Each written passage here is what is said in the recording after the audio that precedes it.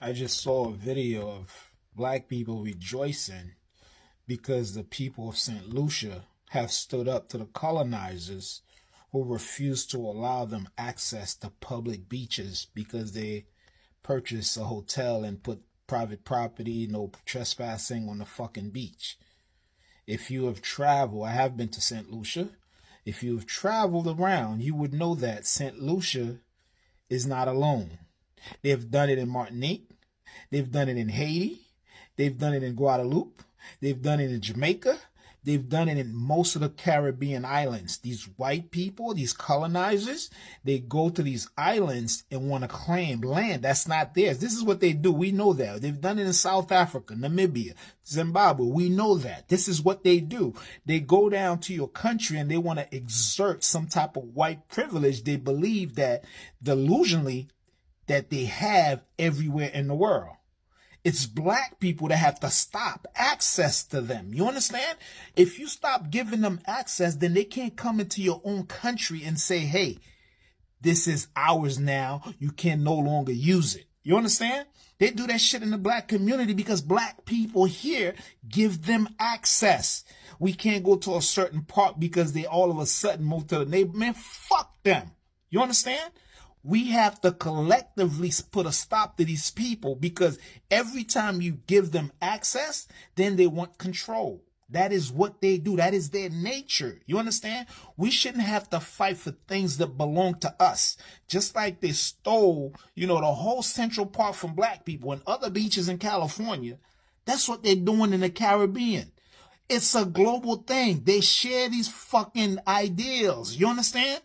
They don't isolate themselves. They collectively do shit to us. That's why we have to collectively stop them. Everything brother said. For those of us who are not aware of what's going on right now in St. Lucia, let me tell you. So them folks have been moving down to St. Lucia, buying properties left, right, center, and privatizing beaches. Then telling the local people that they can no longer access these beaches because these beaches are private properties. And then they make videos like this. Has its own private beach that's very sandy, the waters are calm, and there's lots of water sports perfect for paddleboarding and kayaking. They have kayaking, stand-up paddleboarding, great lounge chairs, a nice sandy beach. The beach here at Calabash Cove is excellent. You have your own private area with a pier that you can have some dinners on. They have a grassy area or a sandy area.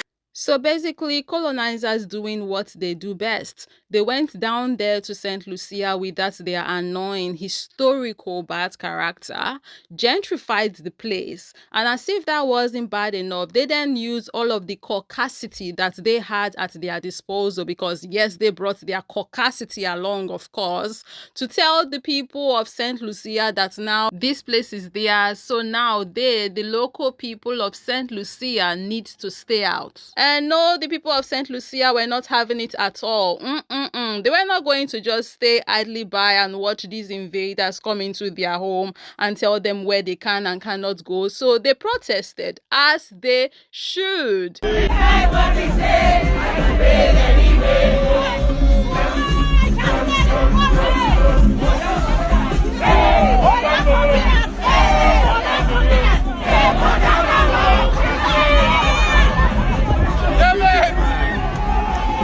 I really want to highlight this Mister's placard because it's one of my favorites. Colonization never had a conscience. Can somebody please put a pin on this placard? Them colonizers never had a conscience and they would never have a conscience. They act like this, but of course, let them tell it and they will tell you about how they are not the ancestors. And their protest is working because this was on Fair Helen Beach. And in the video, you can see white people just be like, no, I'm out of here if there's going to be a lot of the locals here.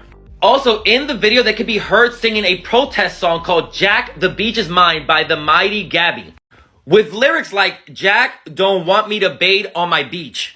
And look, the beach is mine. I can bathe anytime despite what they say. I go there anyway. And that's on period. Well done to the people of St. Lucia. Keep fighting for and defending your own and your people. And right now we are going to Uganda because, my goodness, apparently they are losing their minds there as well.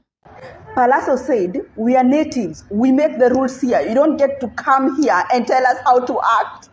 So there's this Mzungu guy from France who travels all over Africa, recording kids without their consent and also recording specific places in Africa. You guys can already guess. And he's obviously profiting off Africa. And then he got into a confrontation with this Ugandan guy because of noise. Like the Mzungu guy was complaining that the guys were noisy. And then the guy were like, look, this is our country, our rules. You don't get to come here and tell us how we are supposed to act. Because when we go back to your country, you guys treat us like trash. So don't expect special treatment from us. And that Mzungu guy posted it on the internet because he obviously expected people to be on his side. Because when you watch some of his other videos, Africans are obviously kissing his ass. And also kids, because that is how kids are when they see a Mzungu. So he was expecting to get the same type of treatment. And when he didn't, he got mad, posted it on the internet, expecting Africans to be on his side. And Africans were like, nah, this is our continent. You come here, you act right. You come here, don't complain. You're obviously benefiting from us. And that whole speech from Palazzo made me, I can't even say it because it was so good. I've always wondered what these people's thing is with quiet places. Like, why can't places look like and sound like people live around and people are present there?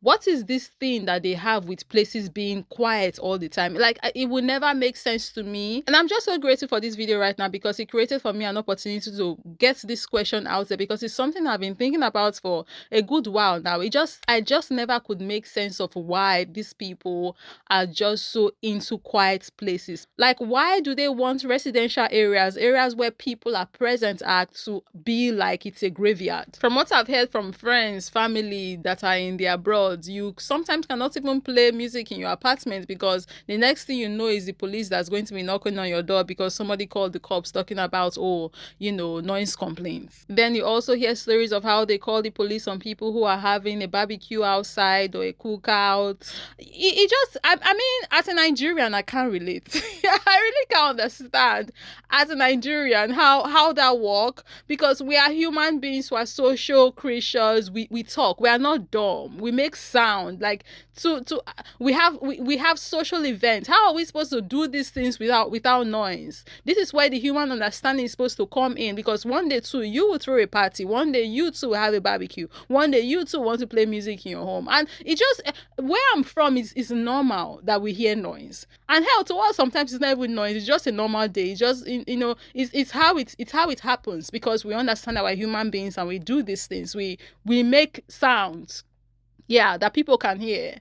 So I don't know. But then again, I guess it's how they roll, right? I would never understand it. It would never make sense to me because of where I'm from, my culture, and how we operate. But one thing that would not be acceptable is for them to come over here and start telling us that we cannot act the way we normally do because they're around. Or now we should start living by their graveyard standards. See, we are alive human beings over here in Africa. No, if you want to live in graveyard, you can go all the way to Europe, make the entire continent a graveyard if you want to live by your standards, that your graveyard standard, live by it over there in Europe. Same way we can't go over to Europe and enforce our bubbly, sound present culture and way of operating on them in Europe. They can't come down to Africa and enforce this hush-hush culture of theirs on us over here in Africa. And it's not only in Uganda they do this everywhere. In places like Mexico, they do this, complain about the banda and how it's too loud. They also complain about the food and how it's too spicy and not to the liking of their taste buds. I hear they do this as well in Jamaica and, places in the Caribbean. And now establishments have to make food to their liking, and it's gotten so bad now that if you go to certain places where, they've started doing these things to accommodate these people, you cannot even get to taste like the real foods the way they culturally made them or used to make them or are supposed to make them, because now they are making food in certain restaurants to fit the taste of white people's taste buds.